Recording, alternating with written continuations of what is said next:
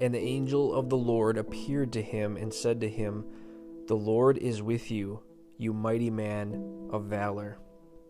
If you were looking for a military commander to take an impossible mission, you'd probably look for someone with tremendous courage, a track record of performing well under pressure, perhaps someone with an intimidating presence too. Gideon had none of these qualities, and yet he was handpicked by God to deliver his people from the cruel and formidable Midianite army. Gideon's life is an example of the strength of God being displayed in weakness. When we first meet Gideon, the weakness is evident. He is hiding from the Midianites, attempting to thresh wheat covertly in a winepress, Judges 6:11.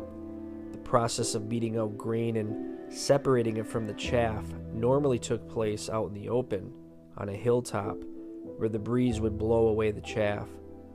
But fearful that the enemy might spot him, Gideon took cover in the shelter of a winepress.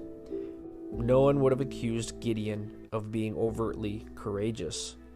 Gideon also struggled to muster the faith necessary to trust God's promises.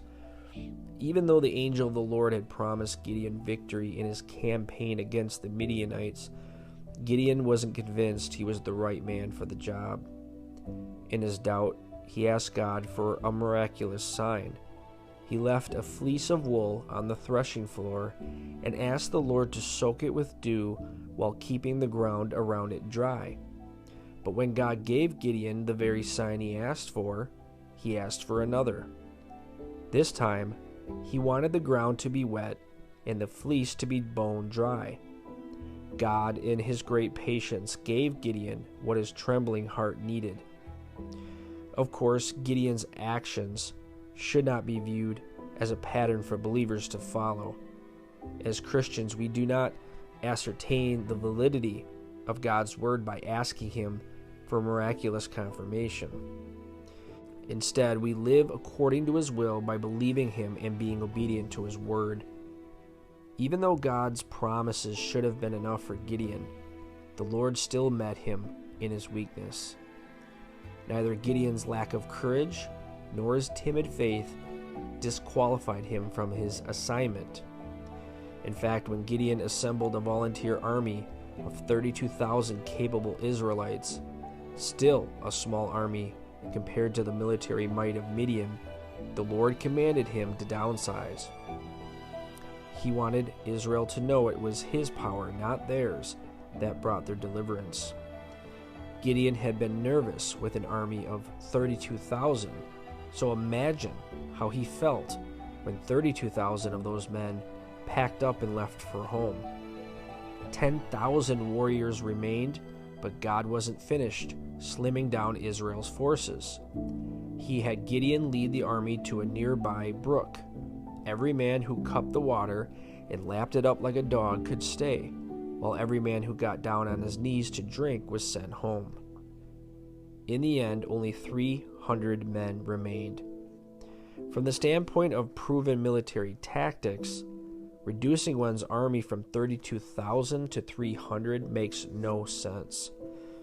But the Lord was declaring an unmistakable point, not just for Gideon, but for all of Israel and for us. They were about to see his power put on display. It was time for them to be courageous, not because they themselves were strong, but because the Lord fought on their behalf.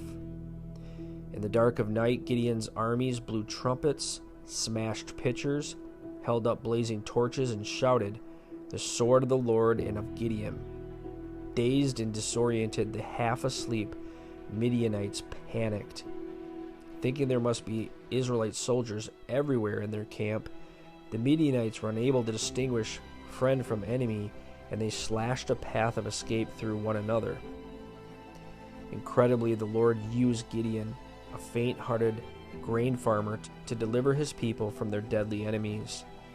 He was the most unlikely of potential heroes, but God elevated him to win a decisive battle against impossible odds, not to exalt Gideon, but to demonstrate his mighty power to save his people.